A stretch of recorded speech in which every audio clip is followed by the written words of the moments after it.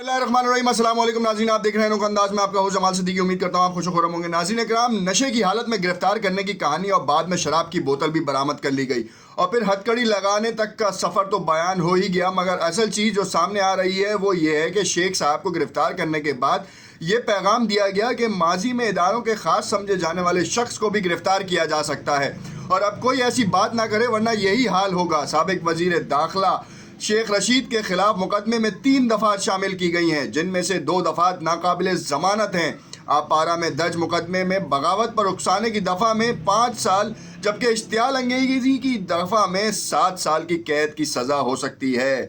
मुकदमे में कहा गया कि शेख रशीद ने चेयरमैन पीटीआई इमरान खान को कत्ल करने के लिए आसिफ जरदारी पर दहशत गर्दों की खिदमात हासिल करने का इल्ज़ाम आयद किया, जिसके बाद आसिफ जरदारी और इनके ख़ानदान को ख़तरात लाहक हो गए। ये कहानी जो है आसिफ अली जरदारी साहब के ख़ानदान की जो मामलात हैं उन तक जा पहुंची है। शेख रशीद को बोतल के ऊपर गिरफ़्तार करने की कहानी कहां से कहां तक निकल चुकी है, मुकदमात में नाम आ चुका है और अब शेख रशीद जो है वो फवाद चौधरी के बाद पीटीआई के वो लोग बन चुके हैं, वो एसेट बन चुके हैं जो कि अब आइंदा की आने वाली सियासत में एक अहम मुकाम हासिल करेगी। इस वक्त शेख रशीद के हवाले से मुतादिद सहाफ़ी कहते नज़र आ रहे हैं कि हरीम शाह हो या माजी की मुतादिद अदाकाराएँ जो शेख रशीद के साथ जो हैं उनकी तस्वीर रहीं, अब वो ऐसा कोई काम नहीं कर पाएंगे। और जो नशा है जिसके बारे में शेख रशीद ने बाकायदा तौर पर जो कहा था कि मैं सिर्फ सिगार के अलावा कोई और नशा नहीं करता, और उसके हवाले से ये बयान भी सामने आया था कि उन्होंने अल्कोहलिक टेस्ट से मना कर दिया है। अब इस वक्त 2 रोज़ा जिस्मानी रिमांड हासिल कर लिया गया है। एक तरफ शेख रशीद को 16 बार वज़ीर रहने वाले शेख रशीद को जो है हथकड़ियाँ लगाकर अदालत में पेश किया गया। कहानी क्यों इतनी ज़्यादा गंभीर सूरत हाल इख्तियार कर रही है, इसकी सबसे बड़ी वजह यह है कि इमरान खान को नाअहल करना और उसके बाद पीटीआई के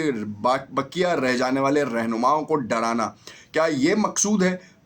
इस वक्त की हुकूमत? क्या ये चाहती है, या फिर हुकूमत ने जो है वो गिरफ़्तार किया क्योंकि शेख रशीद ने बाकायदा तौर पर कहा है कि मैं राना सनाउल्लाह को नहीं छोड़ूंगा? तो क्या राना सनाउल्लाह ये काम कर रहे हैं? और राना सनाउल्लाह वफाकी वज़ीर दाखिला हैं, उन्होंने ये काम करने के बाद सारा मलबा जो है इस्टेब्लिशमेंट के कंधे पर डाल दिया है। ये बड़ी एक अहम सूरत हाल है क्योंकि इस सूरत हाल से निमटने के लिए अब जो है वो इदारे क्या कार्रवाई करते हैं, क्या एक बयान सामने आता है, ये तो आने वाला वक्त बताएगा। मगर शेख रशीद के साथ जिस तरीके का मामला किया गया है, उसने पीटीआई के रहनुमाओं को, स्पोक्स पर्सन को जो है वो ये पैगाम देने की कोशिश की गई है कि अब जो है अपनी ज़बान को बंद किया जाए, अपनी ज़बान को लगाम डाली जाए, और अगर आपने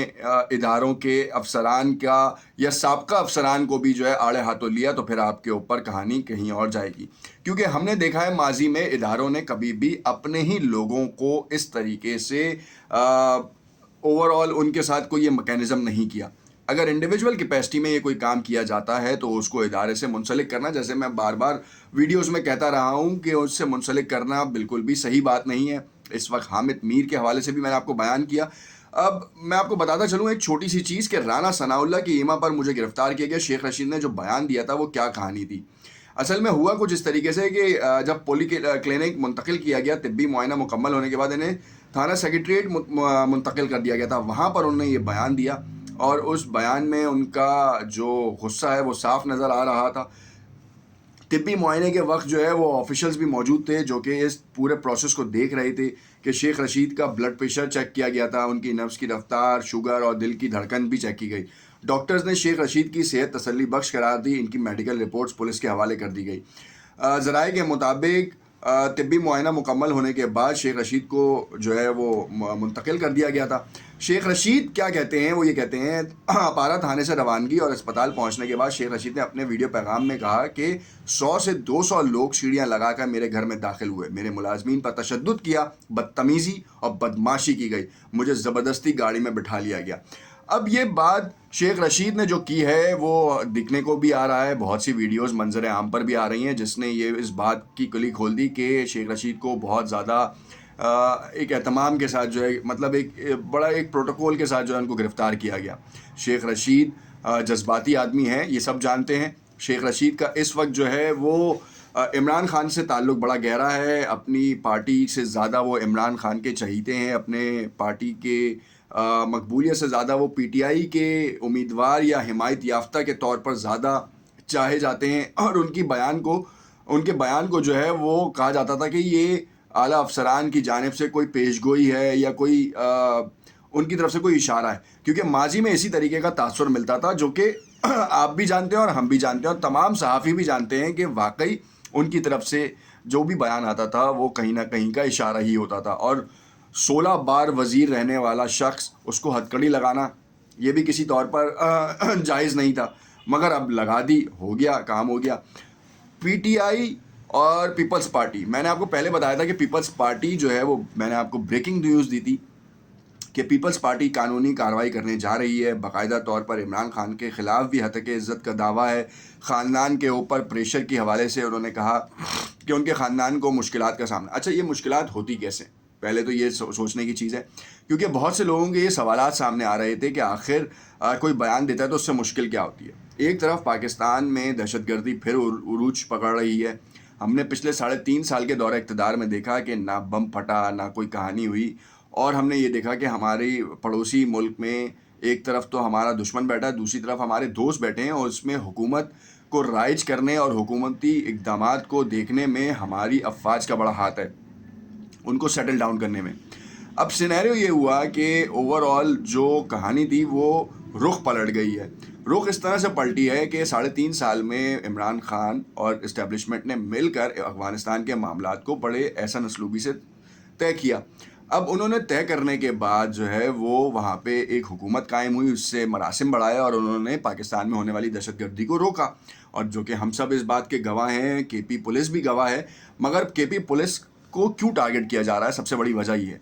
اور افواج کے اوپر کیوں الزامات عائد کیے جا رہے ہیں، اس کی بھی میں وجہ بتاتا ہوں۔ سب سے پہلی بات یہ ہے کہ افواج کو اس لیے ٹارگٹ کیا جا رہا ہے کہ افواج نے دہشت گردوں کا قلع کما کیا، اب وہی دہشت گرد واپس آئیں۔ اب آپ یہ سوچیں کہ وہ مسلمان ہیں کہ جنہوں نے مسجد میں دھماکہ کیا، آپ کو کسی طور پہ لگتا ہے، آپ بحیثیت مسلمان، آپ خود اپنے دل پہ ہاتھ رکھیں، آپ بحیثیت پاکستانی اپنے دل پہ ہاتھ رکھ کے آپ یہ سوال کریں کہ کیا ایک مذہبی عبادت گاہ میں، آپ یہ نہ سوچیں کہ مسجد ہے، گردوارہ ہے، چرچ ہے یا مندر ہے، کوئی بھی ہے،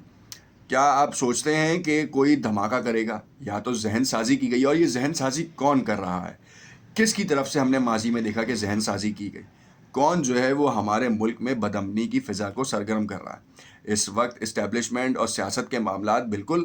سب کے سامنے ہیں، تو اسٹیبلشمنٹ کو اور بدنام گندا کرنے کی یہ کارروائی کی گئی ہے، اور پولیس کو اس لیے نشانہ بنایا گیا کہ وہاں پہ جو اسپیشل ٹاسک فورس کا قیام ہوا وہ فوج کے ساتھ مل کے اس نے بڑے بہترین آپریشنز کیے، ماضی میں بھی کیے اور ابھی بھی کر رہی تھی، تو ان کو یہ سبق سکھانا تھا کہ پولیس جو ہے وہ کوئی کارروائی نہ کرے، کیونکہ اس لیول کے اوپر پولیس جو ہے، کے پی پولیس اسٹرانگ ہو چکی ہے کہ ان کی ایک چھوٹی سی جو سٹیزن پورٹل، جو کہ ماضی میں ایک بڑا بہترین پورٹل رہا ہے، عمران خان کا ایک بڑا احسن کام تھا، اس پہ شکایت درج ہو جاتی تھی، تو ہر پولیس اہلکار جو ہے وہ جانفشانی سے کام کر رہا ہے، اور بس اسی جانفشانی کو روکنے کے لیے، دلوں میں ڈر ڈالنے کے لیے یہ دھماکہ کیا گیا، اور اس دھماکے کے بعد آئی جی کے پی نے جو ہے باقاعدہ طور پر اب سے کچھ دیر پہلے ایک ٹی وی چینل پہ انٹرویو بھی دیا، اور اس انٹرویو میں انہوں نے بڑے حقائق پر سے پردہ بھی اٹھایا، انہوں نے کہا کہ ہماری فورس جو ہے وہ بالکل کام کر رہی ہے، اور فوج کو اس لیے نشانہ بنایا جا رہا ہے کہ انہوں نے ٹرین ان کے ساتھ مل کے کام کیا گیا۔ تو یہ بات تو طے ہے کہ کچھ چیزوں میں جو ہے وہ ہمیں سوچنا چاہیے کہ ہم الزامات لگاتے ہوئے کس حد تک آگے بڑھ رہے ہیں، کیونکہ اگر ہم آگے بڑھ رہے ہیں تو کیا اس سے ہمیں نقصان ہے یا اس کا فائدہ ہے۔ دیکھتے رہیے گا انوکھا انداز، نیکسٹ ویڈیو میں آپ کو کچھ اور فیکٹس اینڈ فگرز بتائیں گے تاکہ آپ کو چیزوں کے بارے میں بہترین طریقے سے چیزیں سمجھ میں آ سکیں، اور آخر کے پی میں اتنے حملے کیوں رکے تھے، اور دہشت گردوں کے 81 نیٹ ورکس کو پکڑا گیا تھا، کیا کسی اور صوبے میں ایسا ہوا یا نہیں ہوا؟ دیکھتے رہیے گا انوکھا انداز، شکریہ۔